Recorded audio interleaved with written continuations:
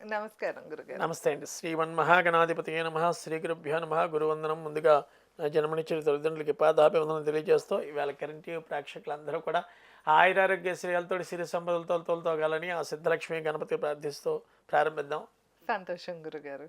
గురుగారు, మీరైతే గనక మాకున్న ప్రతి సమస్యకి చక్కగా పరిష్కారం అయితే తెలియజేస్తూ వస్తున్నారు. అవునండి. ఇప్పుడొచ్చేసి సంతానం గురించి మాట్లాడుకుందాం గురుగారు. తప్పకుండా. కొంతమందికి అసలు పెళ్ళవ్వటమే కష్టంగా ఉంటే, పెళ్ళైనా కూడా ఎన్ని సంవత్సరాలైనా సంతానం కలగక, లేతే గర్భం వచ్చినా కూడా నిలవక కూడా ఎంతోమంది ఇబ్బంది పడుతున్నారు.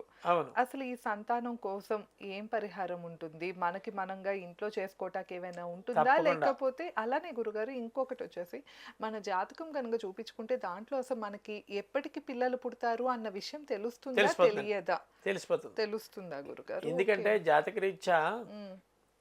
ఒక వ్యక్తి యొక్క ఎలాంటి సంతానం కలుగుతారో కూడా తెలుస్తుందా? తెలుస్తుంది. అంటే కాలసర్పదోషం ఏర్పడింది అనుకోండి. కాలసర్పదోషాలు 12 రకాలుగా ఉన్నాయి. ఓకే. ఈ కాలసర్పదోషాలు 12 రకాల కాలసర్పదోషాలు ఏ రకమైన కాలసర్పదోషం ఉన్నా ఆడపిల్లల సంతానం ఎక్కువ పడతారు ఓకే. అని చెప్పడం జరుగుతుంది. అది ఎవరికి గురుగారు? ఇక్కడ ఆడవాళ్ళలో ఉన్న కాలసర్పదోషం మగవాళ్ళలో ఉన్న వర్తిస్తుంది. అంటే భర్తలో ఉన్న భార్యలో ఉన్న భార్యలో ఉన్న. సర్పదోషం ఏర్పడిందంటే ఒక వ్యక్తికి భర్తకి ఏర్పడిందంటే గ్యారంటీగా ఆడపిల్లలే పుడతారు, లేదా భార్యకి ఏర్పడిందంటే గ్యారంటీగా ఆడపిల్లలే పుడతారని శాస్త్రం అసలు వచ్చిన. పిల్లలు పుట్టట్లేదు అంటే? పిల్లలు పుట్టడం లేదంటే పంచమ స్థానం పిల్లలండి.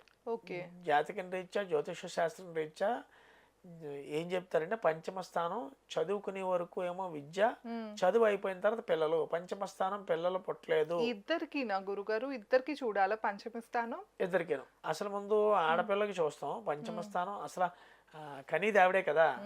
ఆ పంచమ స్థానం వీక్ అవడం దీనివల్ల కొంతమందికి ఫైబ్రాయిడ్స్ ఏర్పడడం, కొంతమందికి ట్యూబ్స్ ప్రాబ్లం ఉండడం, కొంతమందికి గర్భాశయం పీసీఓడి ప్రాబ్లమ్స్ రావడం. దీనికి కారణాలు ఏమిటి అంటే ఈ యొక్క రజస్వరాలైన సమయాన్ని బట్టి కానీ లేదా డేట్ ఆఫ్ బర్త్ టైంని బట్టి వీళ్ళకి పంచమ స్థానం నీచిపట్టి ఉంది. ఏంటి గురుగారు? ఉదాహరణకు ఒక మేషరాశి జాతకం తీసుకున్నాం. మేషరాశి జాతకం తీసుకున్నట్లయితే పంచమ స్థానం సింహరాశి అయింది.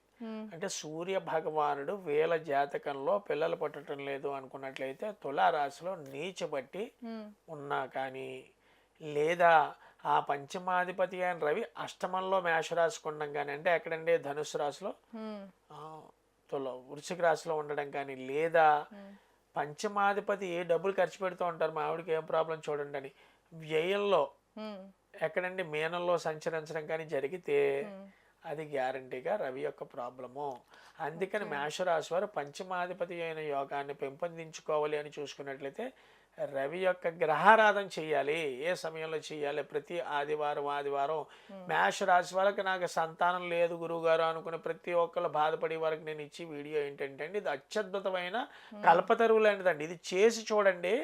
విత్ ఇన్ స్పాన్ ఆఫ్ ఈ యొక్క 1 monthలో మీరు రిజల్ట్ చూస్తారు. కమెంట్స్ రూపంలో మీరు పెట్టాలన్నమాట. మళ్ళీ ఏమని? మేషరాశికి మళ్ళీ మీ అంతటి మీరు ఏం చేయమన్నారు గురుగారిని ఇంకో 10 మందికి తెలియజేయడానికి ఏంటంటే కమెంట్స్ రూపంలో చాలామంది వీడియో పూర్తిగా చూడలేక స్కిప్ చేసేయడం, మధ్యలో వదిలేయడం చేస్తున్నారు. కానీ ఇక్కడ నేను చెప్పింది మళ్ళీ మేషరాశిలో జన్మించిన వాళ్ళు కమెంట్స్ రూపంలో పెడితే మేషరాశి వాళ్ళు రవిగ్రహం యొక్క ఆరాధన చెయ్యాలి అని చెప్పడం జరుగుతుందండి. ఎందుకంటే కమెంట్స్ పెట్టడం వల్ల ఆటోమేటికల్ నిజమే ఇది తనకి జరిగింది అని తెలుస్తుంది. ఎందుకు కమెంట్స్ పెట్టమన్నానంటే ఛానల్ రెప్యుటేషన్ పెంచడానికి కాదు. ఇక్కడ ఒక వ్యక్తి తను హ్యాపీగా పాజిటివ్గా ఉన్నప్పుడు 10 మంది కూడా ఆ వ్యక్తికి జరిగింది అని తెలిసి ఇది 10 మందికి ఉపయోగపడి వీడియో చేయొచ్చు. ఏ రకమైన కమర్షియల్ వీడియో కాదు. ఇది నా దగ్గరికి వచ్చానో గ్రహారాధన చేయించుకోండి, నాతో అష్టోత్తరం చేయించుకోండి, లేకపోతే హోమం చేయించుకోండి అనే విధానం వీడియో కాదు. ఎందువల్ల అంటే నీ చేతితో ఎవరైతే సంతానం లేదో వాళ్ళ చేతితో వాళ్ళు గ్రహారాధన చేసుకునే వీడియో ఇది.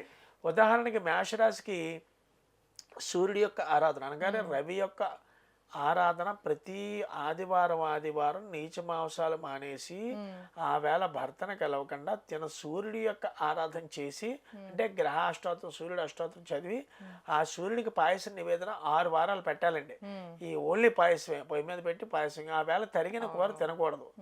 చేయకుండా 6 వారాలు చేసినట్లయితే ఈ స్త్రీమూర్తి తక్షణమే ఆ అమ్మాయి కన్సీవ్ అయ్యే ఆస్కారాలు 100% ఓకే. ఉన్నాయి. తదుపరి వచ్చి రాశి వృషభ రాశి. ఈ వృషభ రాశి వారు బుధవారం ఈ యొక్క బుధుడి యొక్క అష్టోత్తరం 6-7 చదివి, లేదా గ్రహారాధన చదవడం కుదరలేనప్పుడు శ్రీ మహావిష్ణు పటం పెట్టి ఈ పటం దగ్గర బుధుడి యొక్క అష్టోత్తరం చదివి ఆ బుధుడికి ఏ ఆరాధన పెట్టాలి గురుగారు అని చూసుకున్నట్లయితే చాలా ఎక్సలెంట్ అనమాట అండి. ఈ యొక్క పెసలు దొరికితే మనకి ఈ పెసలతోటి పెసర పునుకులు వేసి శ్రీ మహావిష్ణువు కానీ లేదా బుధుడి యొక్క గ్రహానికి కానీ కరెక్ట్గా ఎన్ని వేయాలి, కరెక్ట్గా 9 అంటే 9 వేసేసి ఈ భార్య భర్త తినేయాలి ఈ పెసర పునుకులు. ఎప్పుడంటే అష్టోత్తరం చదివేసి నివేదన పెట్టేశాక ఇలాగ ఎన్ని వారాలు చేయాలండి. ప్రతిదీ కూడా నేను చెప్పింది 5 ఆదివారాలు, అలాగే వృషభ రాశికి వచ్చినవాడికి 5 బుధవారాలు చేయాలి. తదుపరి వచ్చి రాశి మిథున రాశి. ఈ మిథున రాశి చూసుకున్నట్లయితే ఏ గ్రహారాధన చేస్తే తక్షణమే పిల్లలు పడతారు, శుక్రుడి యొక్క ఆరాధన చెయ్యాలండి. ఈ మిథున రాశిలో ఎవరైతే జన్మించారో శుక్ర ఆరాధన ఎప్పుడు చేయాలి, శుక్రవారం 6-7 సమయంలో 5 శుక్రవారాలు చేసి బొబ్బర్లతో చేసిన మనం వడలేస్తాం. ఆ బొబ్బర్ వడలు కరెక్ట్గా 6 అంటే 6 బొబ్బర్ వడలు వేసుకుని భార్య భర్త తినేసిన ఎడలా.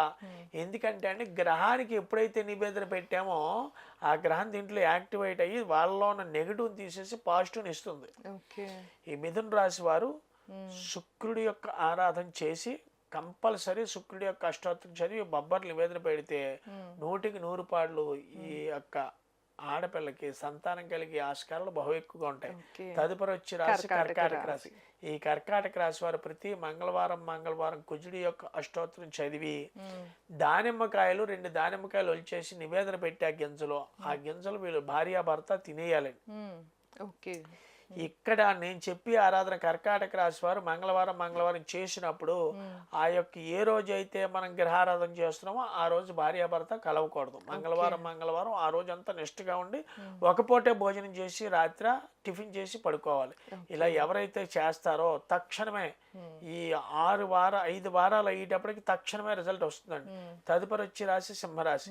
ఈ సింహరాశిలో ఎవరైతే జన్మించారో వారి యొక్క గురుడి యొక్క ఆరాధన ఎక్కువ చేయాలి. ప్రతి గురువారం 6-7 గురుడి యొక్క అష్టోత్తరం చదివి ఈ శనగల నివేదన పెట్టి పోగు చేసుకుని అన్నంలో మనం తినేయడమే. ఎవరికైతే సంతానం లేదనుకుంటున్నారో ఇది భార్య భర్త మాత్రమే తినాలని మళ్ళీ అత్తమామలకి తల్లిదండ్రులకి పెడితే రిజల్ట్ మారిపోతుంది.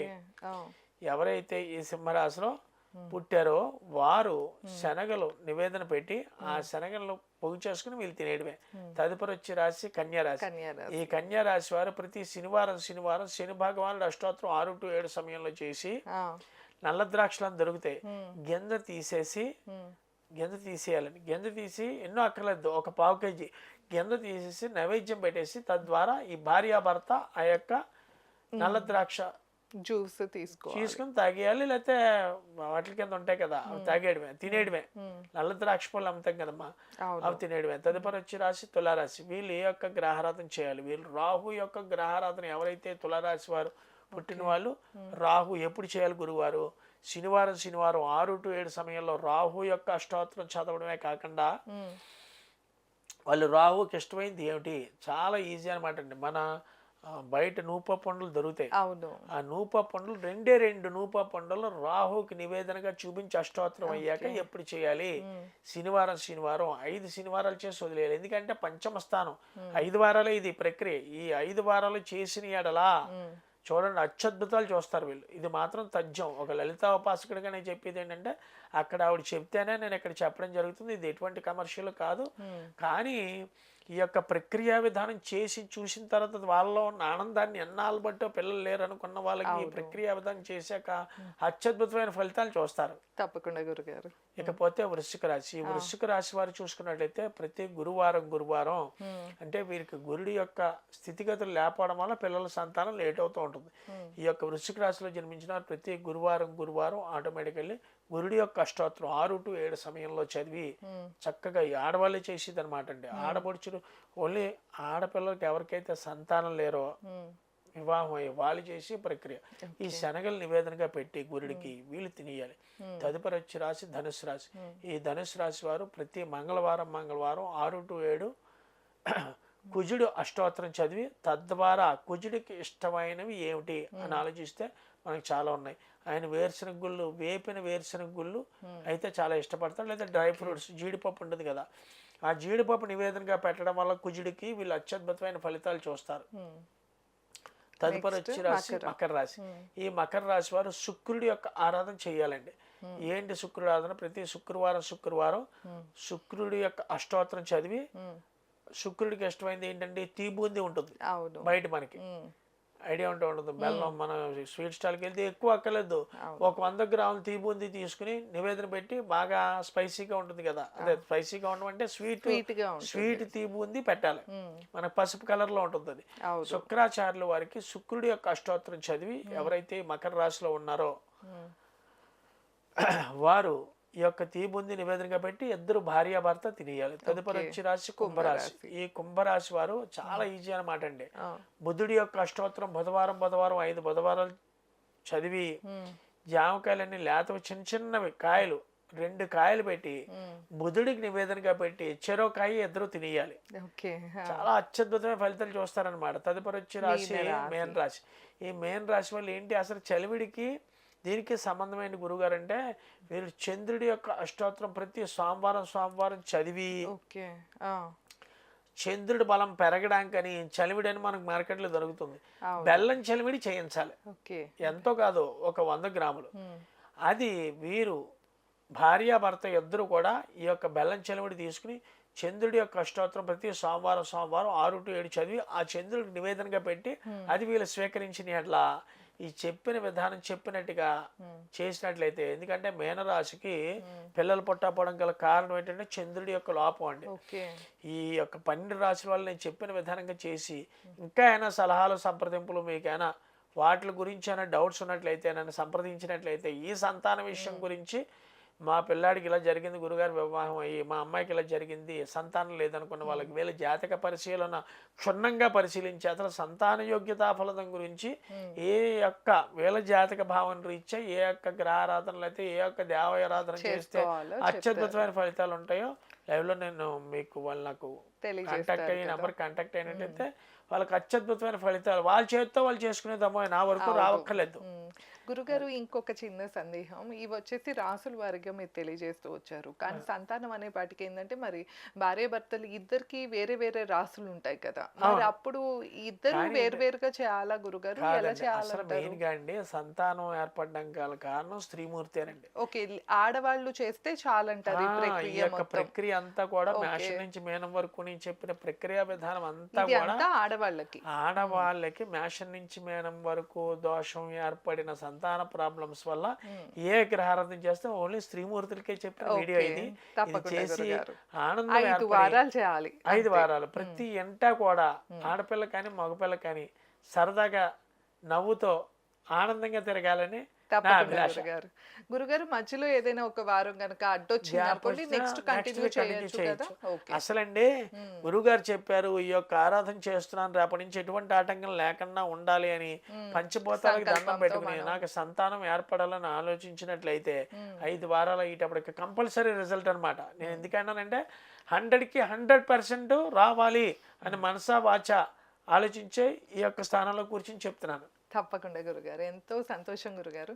సో విన్నారు కదా, సంతానం కలగట్లేదు అని ఎవరైనా ఇబ్బంది పడుతున్నారు, గురుగారు చెప్పినట్లు ఈ ప్రక్రియ మీకు పనికొస్తుంది అంటే తప్పకుండా చేసి చూడండి, నమ్మకంతో చేసి చూడండి, తప్పకుండా మీకు సంతానం కలగాలని మేము కోరుకుంటున్నాము. ఇంకా మీరు ఒకసారి మీ జాతక పరిశీలన చేయించుకోవాలి, ఏ దోషాలు ఉన్నాయో తెలుసుకోవాలి అనుకుంటే స్క్రీన్ పైన స్క్రోల్ అయ్యే నెంబర్కి తప్పకుండా కాంటాక్ట్ అవ్వచ్చు. ధన్యవాదాలు. నమస్కారం. నమస్తే అండి.